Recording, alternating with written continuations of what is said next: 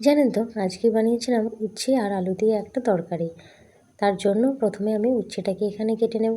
জানেন আজকে যেভাবে বানিয়েছিলাম তাতে দেখলাম যে উচ্ছের যে তেতো ভাব সেটা কিন্তু নেই বললেই প্রায় চলে। এবার আমার উচ্ছে কাটা মোটামুটি হয়ে এসেছে। তারপর আমি এখানে আলুটাকেও কেটে নেব।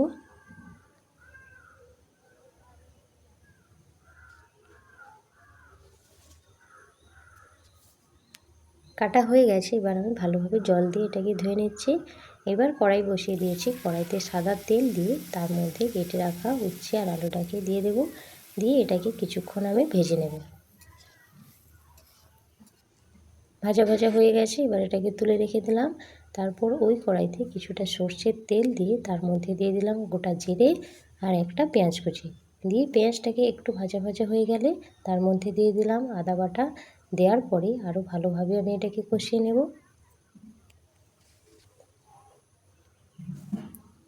তারপর দিয়ে দিলাম হলুদের গুঁড়ো। এবার এর মধ্যে কাশ্মীরি লঙ্কার গুঁড়ো দিয়ে মশলাটাকে ভালোভাবে কষিয়ে নিতে হবে।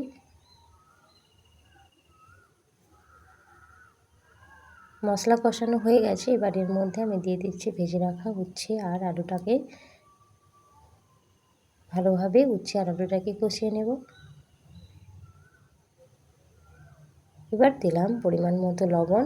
দেওয়ার পরেও আরও কিছুক্ষণ কষতে হবে, কেন আমি অনেকক্ষণ ধরেই উচ্ছে আর আলুটাকে কষবো, যাতে উচ্ছের যে তেতো ভাব সেটা প্রায় চলে যায়।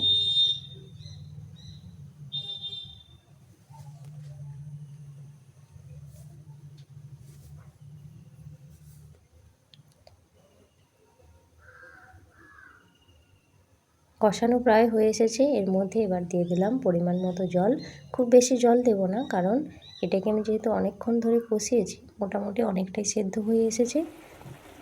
তারপর কিছুক্ষণ এটাকে ফুটিয়ে নিতে হবে।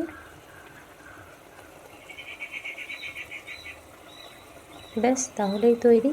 এবার আমি এটাকে একটা বাটির মধ্যে ঢেলে নেব।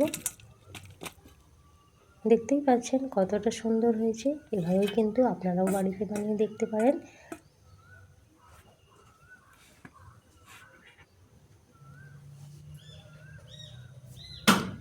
বানিয়ে অবশ্যই জানাবেন কেমন লাগলো আপনাদের রান্নাটা।